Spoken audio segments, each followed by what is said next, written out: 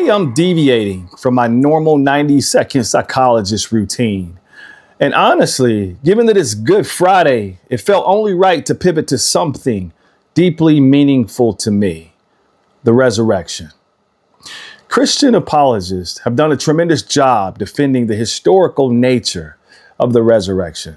Scholars like Gary Habermas, arguably the world's foremost expert on the historicity of the resurrection, have made a compelling and rigorous case that the resurrection of Jesus Christ is not myth, but history. But today, I want to approach it from a different angle, not as a mere apologist, but as a psychologist, because I think there are profound psychological implications of the resurrection. So let's explore that together. Animals don't have an awareness of their own imminent death, with some exceptions among great apes. But a deer grazing in a field isn't troubled by its mortality. A dog isn't losing sleep over the fact that its life will one day come to an inevitable end. Animals aren't cognitively aware of funeral processions or how they'll navigate a world without their loved ones. Now, this isn't to say there's no emotional resonance with death in animals. There is. But there's no intellectual processing of it, no anticipation before, no meaning making after. Humans have a threshold no other species has. We are aware of our own mortality and future death, and that awareness changes everything.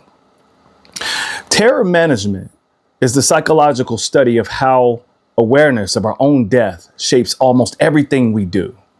It holds that self-esteem serves as a buffer, protecting us from terrifying thoughts about our own mortality. Because we know we're going to die, we build cultural worldviews, big stories that give our lives meaning, legacy, achievement, ideology.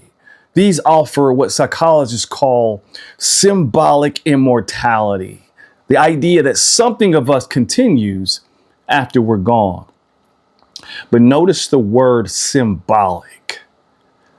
Every legacy project is still finite. All of us will one day die. Our achievements will be forgotten. The sun itself will burn out. Life as we know it will one day come to an end. So in this sense, we're not transcending death, we're just managing the terror of it. And we can only manage what we haven't solved. C.S. Lewis observed that our deepest longings tend to correspond to real things. We hunger because food exists. We thirst because water exists. So what about this universal longing for lives that matter beyond the grave? Maybe that desire isn't fictitious or subject to a coping mechanism. Maybe it's a clue. But here's the problem. Terror management theory describes how we cope with death. It can't solve it. And that's exactly what the resurrection of Jesus claims to be. Not a metaphor, not a symbol, an actual historical bodily resurrection, an empty tomb that declares death has limits. The Apostle Paul understood this distinction better than any of us. He wrote, "If only for this life we have hope. We are of all people most to be pitied." In other words, if the resurrection isn't real, faith is just another symbolic immortality project, another sandcastle waiting for the tide. Our longing for immortality isn't fictitious. It's a design feature embedded in human nature by an intelligent designer.